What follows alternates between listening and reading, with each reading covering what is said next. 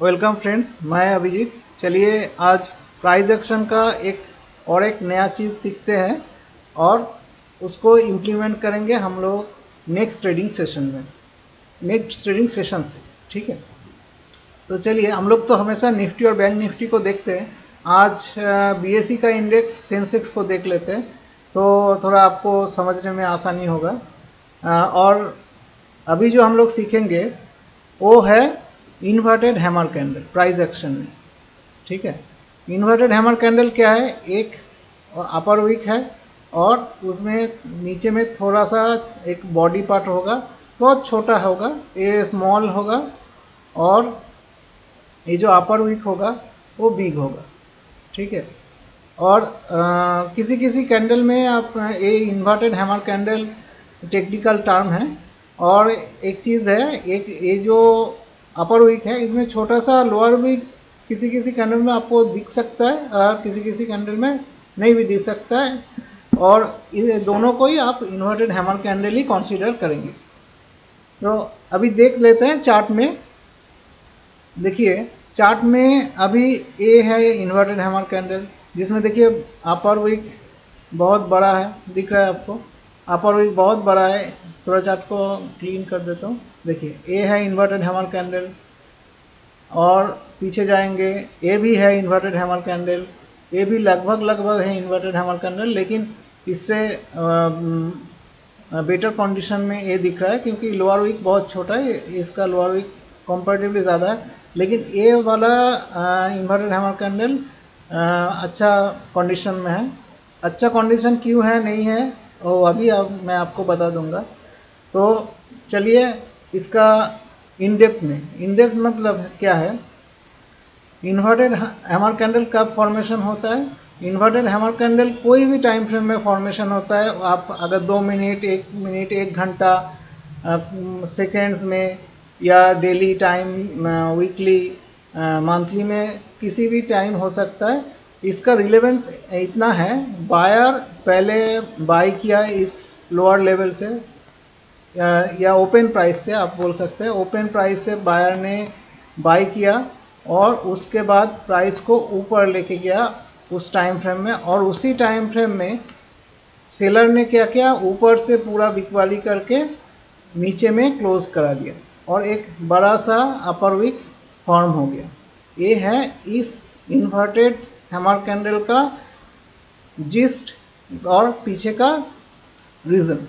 तो मतलब पहले बायर एक्टिव हुआ, लेकिन उसके बाद सेलर स्ट्रॉन्ग निकला इस इन्वर्टेड हैमर कैंडल का प्राइस में। ठीक है, तभी तो पूरा ये बायर को काट पाया।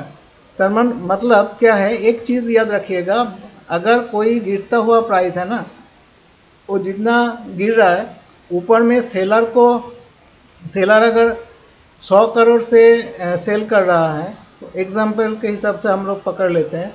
ठीक है, तो नीचे में जो बायर है उनको 70 to 80 करोड़ होने से ही वो ये पूरा बाइंग कर सकता है, क्योंकि बायर को तो डिस्काउंट में प्राइस मिल रहा है, तो ये पूरा क्वांटिटी वो बाई कर सकता है। मतलब सेलर के पास पैसा ज़्यादा है बायर की रिस्पेक्ट में। तो ये इन्वर्टेड हैमर कैंडल जो है ये यही रिप्रेजेंट कर रहा है कि अभी सेलर स्ट्रॉन्ग है इस बायर के रिस्पेक्ट में।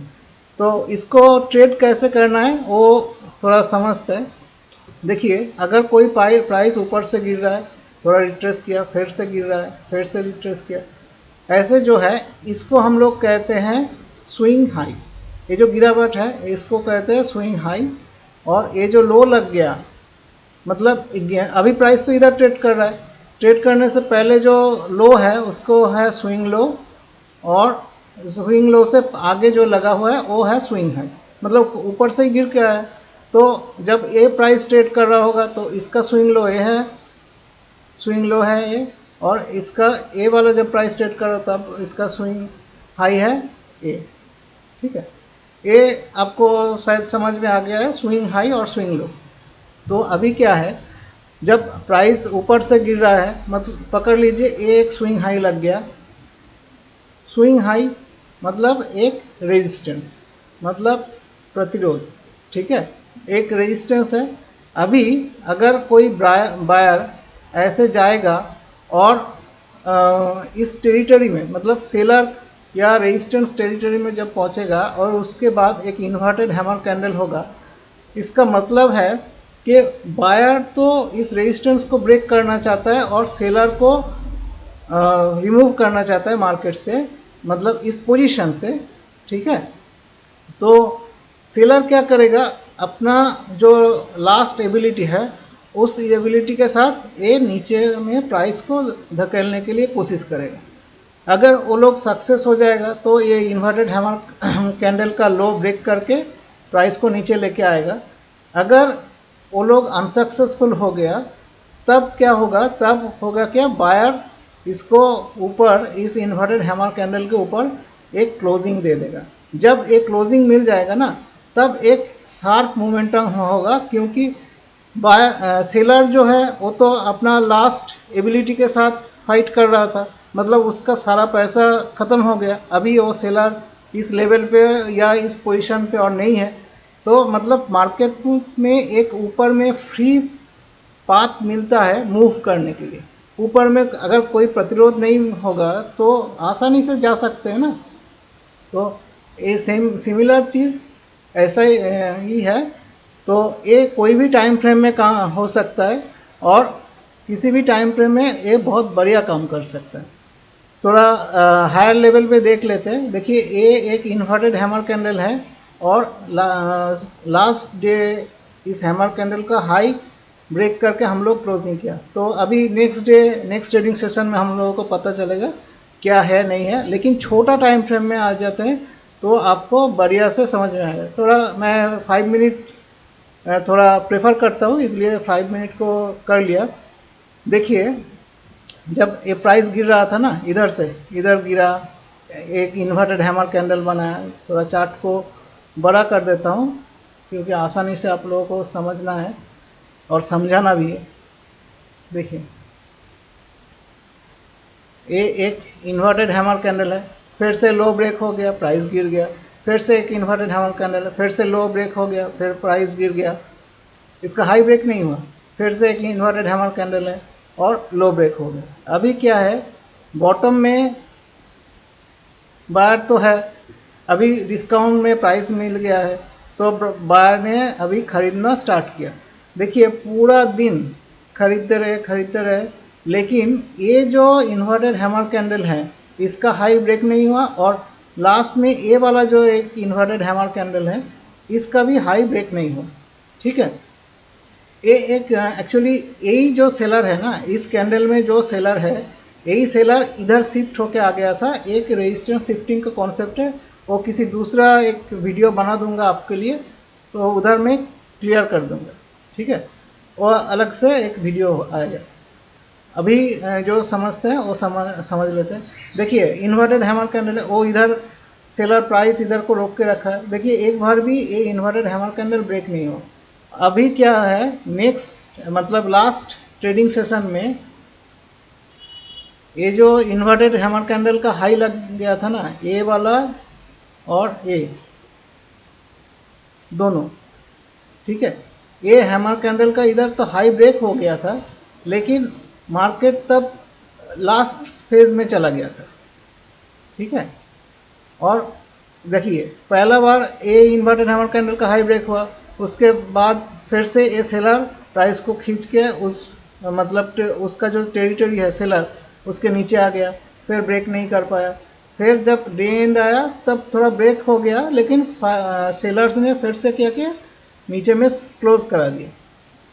अभी क्या है, नेक्स्ट मॉर्निंग जब ओपन हुआ, प्राइस को बायर ने ये जो कंसोलिडेशन कर दिया था उसके वजह से गैप अप मिल गया और ये जो सेलर है ये पूरा कोशिश किया, लेकिन इनके पास उतना स्ट्रेंथ नहीं है कि ये बायर को रोक सके। तो ये बायर क्या किया, इस सेलर को हाई जो इन्वर्टेड हैमर कैंडल है उसका हाई ब्रेक कर दिया। तो देखिए, इन्वर्टेड हैमर कैंडल का हाई ब्रेक होने से मैं क्या बोला आपको, ये ऊपर में एक फ्री स्पेस मिल जाता है और प्राइस इजीली मूव कर सकता है। तो देखिए, जब ये हाई ब्रेक हो गया, इस हाई को ही पकड़ लेते हैं, ये हाई तो ब्रेक हो गया, ये हाई जब ब्रेक हो गया इस कैंडल में, तब देखिए प्राइस कितना था 77,388, और उधर से प्राइस ने मूवमेंट कितना किया 77,768। मतलब एक ही कैंडल ब्रेक होने पे फ्री मोमेंटम आपको मिल गया लगभग 400 पॉइंट्स का। ठीक है, तो ये इजीली एक पाथ हो गया कि नीचे वाला एक रेजिस्टेंस लेवल जब कोई बायर्स काट देता है ना, उसके बाद प्राइस को आसानी से मौका मिलता है नेक्स्ट लेवल में जाने के लिए। इधर में आके देखिए, इधर में आके फिर से एक क्यों प्राइस रुक गया, क्योंकि इधर भी एक छोटा सा सेलर बैठा हुआ है जो इससे पहले सेल करके बैठा, तो उसके वजह से थोड़ी देर प्राइस रिट्रेस किया। लेकिन ये तो बायर स्ट्रॉन्ग निकला, क्योंकि लास्ट टाइम पे ये बायर को, क्योंकि ये जो जितना सेलर है ये तो सब 5 मिनट का ही सेलर है, 5 मिनट्स का, तो इनके पास उतना एबिलिटी नहीं है। लेकिन बॉटम में जो बाई कर रहा है वो तो 5 मिनट का बायर है, लेकिन इतना देर तक प्राइस को बॉटम में रोक के रखा, सेलर को कुछ करने ही नहीं दिया मूवमेंट नीचे की डाउनवर्ड्स की तरफ। तो मतलब ये बायर स्ट्रॉन्ग दिख रहा है। तो उसके बाद देखिए फिर से हाई जब ब्रेक हुआ, थोड़ा मोमेंटम किया, लेकिन क्योंकि प्राइस अभी एक चीज़ समझना है, हायर टाइम फ्रेम में तो नेगेटिव है, क्योंकि डेली, मंथली एंड वीकली, ठीक है, इसके वजह से थोड़ा प्राइस में मोमेंटम कम आया है। लेकिन फिर भी देखिए डे एंड तक कितना मूवमेंट आया आपको पता चल जाएगा।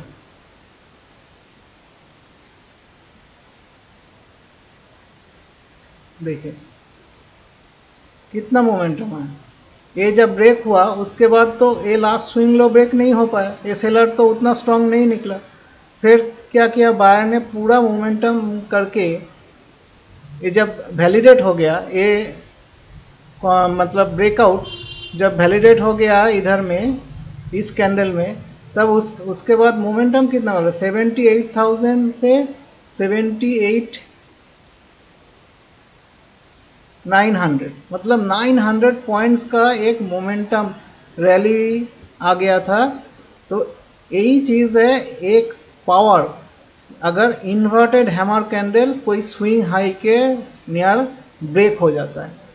तो गाइस ये अगर आप अच्छे से समझ लेंगे और आइडेंटिफिकेशन अच्छे से कर लेंगे ना, तो आपको एक बढ़िया ट्रेड अपॉर्चुनिटी मिलेगा हर दिन।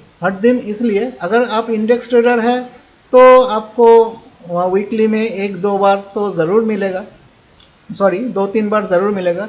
अगर आप स्टॉक में ढूंढेंगे तो आपको हर रोज़ किसी ना किसी स्टॉक में ऐसा मोमेंटम ज़रूर मिलता है। ठीक है, तो ये रहा आज का प्राइस एक्शन का एक सीक्रेट कॉन्सेप्ट जो आपको मैंने सिखाया। आपको अगर इसमें कुछ डाउट रहेगा और कुछ क्वेरीज होगा तो आप मुझे कमेंट्स या मेरा जो नंबर दिया गया है उसमें व्हाट्सएप करके पूछ सकते हैं। अगर कुछ भी और भी जानकारी चाहिए तो आप कमेंट्स कीजिएगा। उसके साथ और एक चीज़ कर सकते हैं, व्हाट्सएप कर सकते हैं। और एक बात है, अगर आपका ये वीडियो अच्छा लगे थोड़ा लाइक शेयर एंड कमेंट्स कर दीजिएगा। एंड एक चीज़ है, अभी जो मैंने लेवल मार्क किया इसके बिहाफ में आप ट्रेड मत ले लीजिएगा, ठीक है, क्योंकि देखिए ये सब कुछ पास्ट में हो गया है। ठीक है, तो ये जो टॉपिक मैंने सीखा है इसके बिहाफ में आप आइडेंटिफाई कीजिएगा, देन आप कोई ट्रेड लीजिएगा। और एक बात है, अगर आपको अब नया है तो थोड़ा आप कॉशसली ट्रेड कीजिएगा, क्योंकि अभी मार्केट एक नया जो मतलब मंथली एक्सपायरी के पास ही है, तो इसको थोड़ा ध्यान में रख के आप ट्रेड कीजिएगा। और एक बात है, अभी मैं जो सिखा रहा हूँ ये सिर्फ एजुकेशनल पर्पस के लिए ही है। और अगर कुछ भी ट्रेड लेना है तो आप खुद से एनालिसिस कर लीजिएगा एंड आपका जो फिनेंशियल एडवाइज़र है उनके साथ डिस्कस करने के बाद ही कुछ ट्रेड लीजिएगा।